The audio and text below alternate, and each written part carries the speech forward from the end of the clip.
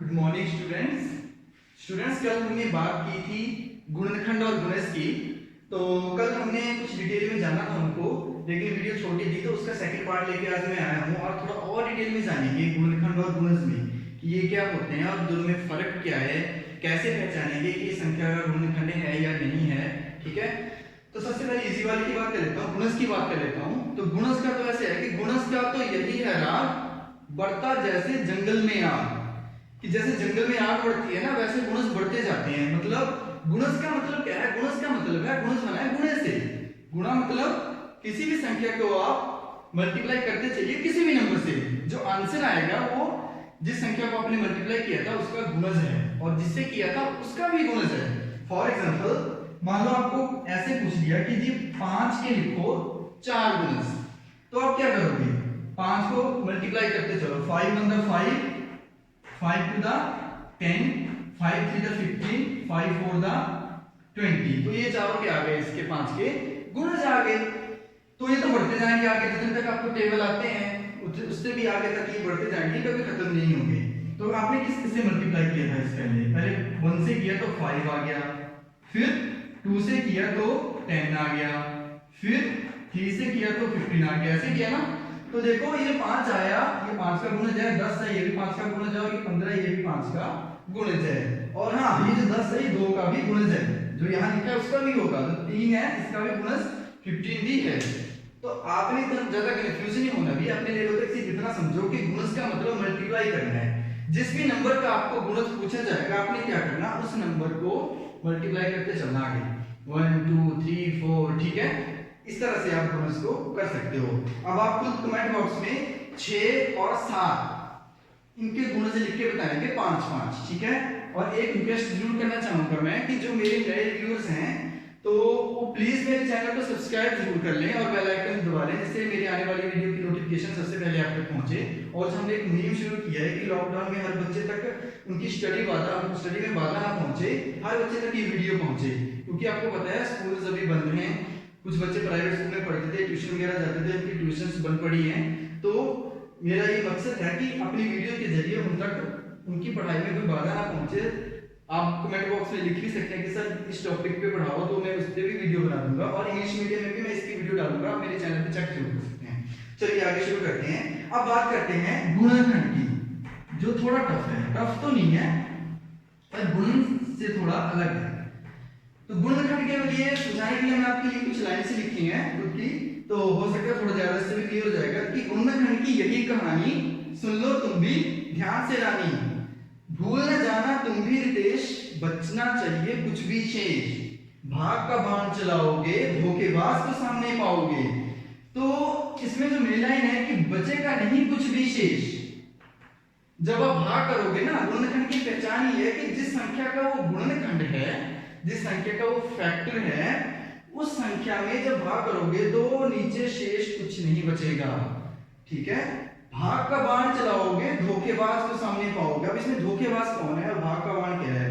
धोखेबाज ऐसे कि आपसे पूछ लिया कि हाँ जी 4-5 संख्याएं दी है, पता करो इसका गुणनखंड है कि नहीं है, तो उसमें से कुछ होंगे कुछ नहीं होंगे। जो धोखेबाज होंगे कैसे सामने आएंगे, वो आएंगे भाग से। अब भाग करोगे हर नंबर को जिसका आपने निकालना है, तो अगर तो बच गया शेष तो वो तो हुआ धोखेबाज, और अगर 0 शेष बचा तो उसका गुणनखंड है। फॉर एग्जांपल पता करो जी कि 6 जो है वो 18 का गुणनखंड है कि नहीं है। क्वेश्चन ऐसे आ गया आपको कि पता करो 6 18 का गुणनखंड है, तो कैसे पता करेंगे? आप 18 को भाग करेंगे 6 से, 6 3 18, बचा कुछ नहीं बचा, 0 बची तो है, ये धोखेबाज नहीं है। लेकिन अगर आपसे पूछा जाता कि 7 है क्या, तो 7 से करो 18 को भाग, तो क्या हो जाएगा, 7 दूनी 14, 7 2 14, नीचे बच रहा कुछ, बिल्कुल बच रहा है जी, क्या बच गया, 4 बच गया। तो ये तो हुआ धोखेबाज। ऐसे धोखेबाज की पहचान करनी है आपने, ये नहीं है तो धोखेबाज है। समझ आ गई बात? बिल्कुल इजी है। और मैंने कल आपको बात बताई थी कि जो गुणनखंड है, कम से कम ऐसी कोई संख्या नहीं है जिसका एक भी गुणनखंड नहीं हो। गुणनखंड का मतलब होता है टुकड़ा, और टुकड़ा मतलब किसी भी संख्या के कितने टुकड़े कर सकते हैं आप, कम से कम। जैसे मार्कर है, इसके भी 2 टुकड़े हो सकते हैं, एटलीस्ट हो सकते हैं ना। तो वैसे ही जो गुणनखंड है वो संख्या के 2 तो होंगे ही। जैसे मान लो 7 है, आपको पूछा अब कि 7 के सभी गुणनखंड लिखो, तो कितने होंगे इसके, किस किस के टेबल में आता है कि कौन कौन संख्या इसको पूरा डिवाइड करती है। इसको सिर्फ करती है गुणन तो सभी को करता है, और ये खुद 7 है।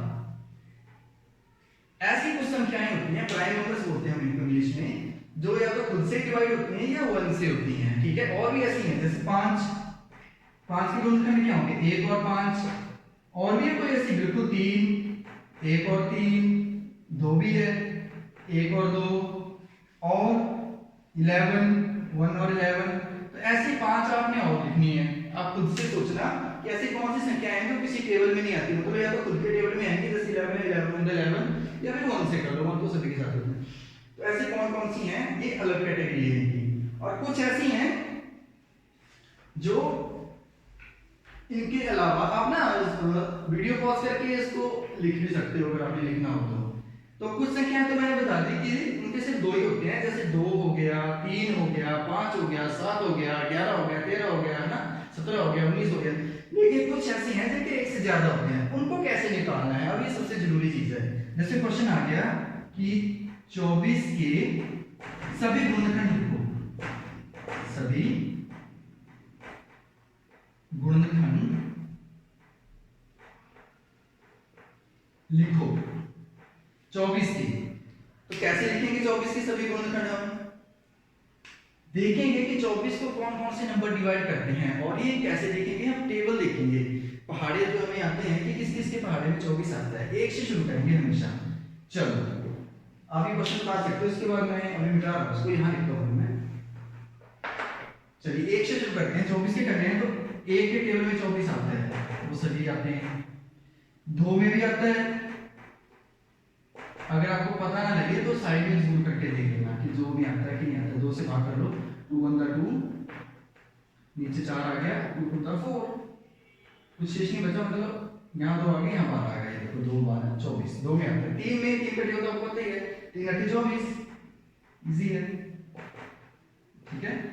इसी तरह से 4 में भी आता है, 4 6 का 24, फिर और किसमें आता है, 5 में नहीं आता, 5 में तो वही संख्या आती है इसके लास्ट में तो 0 या 5, जैसे 5 1 का 5, 5 2 10, 15 20 25 30 संख्या आती है, 24 नहीं आएगा। 6 में आता है। अब आपने देखना कि अगर ऊपर नीचे यहाँ एक जैसा आ गया तो वहीं रुक जाओ, जैसे यहाँ 4 और 6 है, यहाँ भी 6 और 4 है, बस वहीं रुक जाओ, उसके आगे नहीं जाना। फिर हम जो गुणनखंड कौन से हुए, जो लेफ्ट साइड में लिखे हैं ना हमने, ये सारे 24 के गुणनखंड हैं। क्या है 24 के, ये सारे गुणनखंड है। तो इसको कैसे लिखेंगे हम, 1 सबको लिख लो एक बार, 2 3 4 6, ठीक है, और 8 12 24। तो ये सारे जो आ गए, ये आ गए 24 के गुणनखंड। 24 के क्या आ गए, ये सारे गुणनखंड। तो आई थिंक आपको थोड़ा क्लियर हुआ होगा भी कि गुणनखंड कैसे ज्ञात करना है। गुणज फिर से मैं बता रहा हूं, गुणज के लिए क्या करो, सिर्फ मल्टीप्लाई करो। जैसे मान लो अपने 8 का लिखना है तो 8 का 8, 8 दूनी 16, 8 तीन 24 लिखते चलो, 8 16 24 32 ऐसे। और गुणनखंड के लिए क्या करो कि टेबल सोचो किस किस के टेबल में आते हैं, साइड में लिख लो, और फिर जब हाँ 2 हो जाए हर एक टेबल में आएगी, ऐसी बात। जैसे एक एग्जांपल मैं और देता हूं, आपको ज्यादा क्लियर हो जाएगा। 24 के बजाय अभी हम लेते हैं 18 के गुणनखंड लिखेंगे अभी। इसके लिखेंगे 18, 1 से शुरू करेंगे, हमेशा मैंने बताया है। तो पहला तो आप खुद ही बनाते हो, 1 गुणा 18 18। 2 के लिए 2 नहीं 18, फिर 3 6 के 18, फिर 6 में 6 3 18, ठीक है, हो गया ना डबल। 3 6 6 3, बस लो।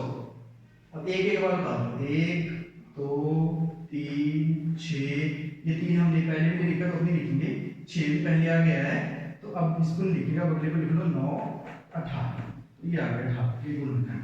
तो ये कुछ ऐसी संख्याएं हैं जिनके 2 से ज्यादा गुणनखंड है, और कुछ ऐसे हैं जिनके 2 ही होते हैं। मैंने आपको बता दिया, वो किसी और टेबल में आते ही नहीं है, खुद के आते हैं या फिर 1 के आते हैं, जैसे 2 3 5 7। तो आई थिंक आज आपको क्लियर हुआ होगा गुणनखंड और गुणज में फर्क क्या है।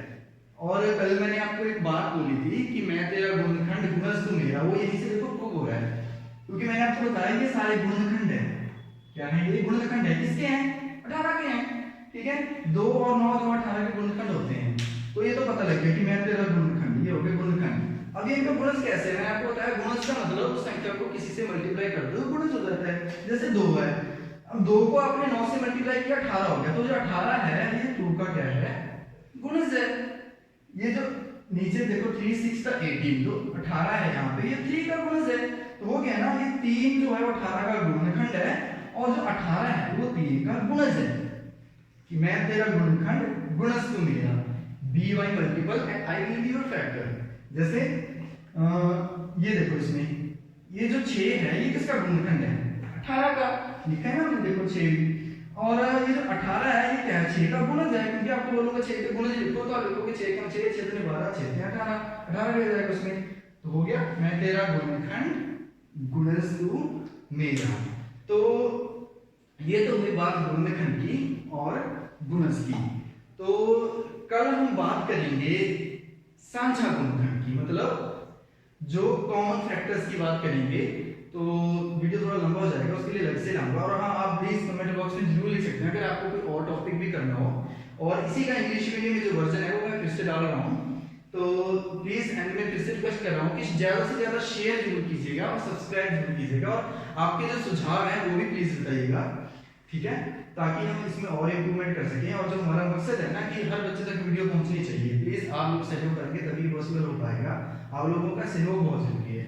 ओके, फिर से ये मैसेज के साथ वीडियो का एंड करते हैं कि बाहर निकले तो मास्क लगाइए और बाहर से आते हैं तो हाथ जरूर सैनिटाइजर से धोइए, ठीक है। और इस बीमारी को रोकने में अपनी भी सुरक्षा रखिए, अपने परिवार की भी और भारत सरकार की भी मदद कीजिए।